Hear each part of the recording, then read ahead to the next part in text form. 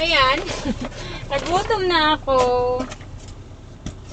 Kain muna tayo dito sa ating sasakyan. Oh, sarap ng ulam ko kaya. At least hindi na siya fast food. Tipid tayo. Ayan, ulam ko. Kawawa naman ako, di ba? Ano lang ang ulam ko? Chicken. Tapos, nagbaon ako nito. Ito ang aking baon ngayon, no? Di ba, social? Kumakain ba kayo nito? Wow. Tipid-tipid muna tayo kasi dalawang araw tayong walang biyahe at marami tayong bayarin. Ayun, kaya dito muna ako kakain. Kasi madalas naman, ayun, fast food nga. Try ko din naman ito. Itong ulam na to, apritada. Kain tayo.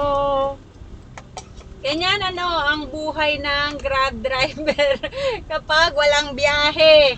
Matutong magtipid.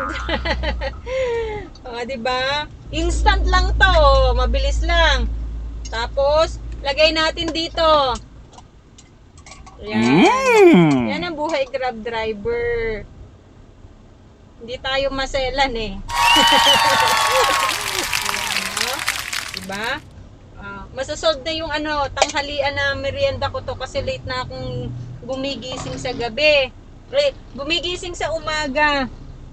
Kasi nga, late magising, late din matulog. Kaya ganun. Kaya ang tanghalian ko, kasama na merienda. Pero mamaya, kakain ulit ako. Wow!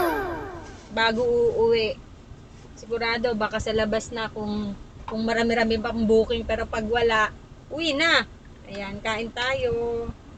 Pagkain ng mahirap. Mukha lang kaming mayaman kasi may sasakyan. Pero naghihirap din kami. Hindi lahat ng Grab driver may pera. Sinusurvive lang din nila yung pang araw-araw. Lalo't may mga paaral ng mga bata. Siyempre, ganyan, matumal yung dahil nagbagyo-bagyo nga rin. Medyo matumal ang biyahe. Tiyagaan lang talaga kapag naging Grab driver ka.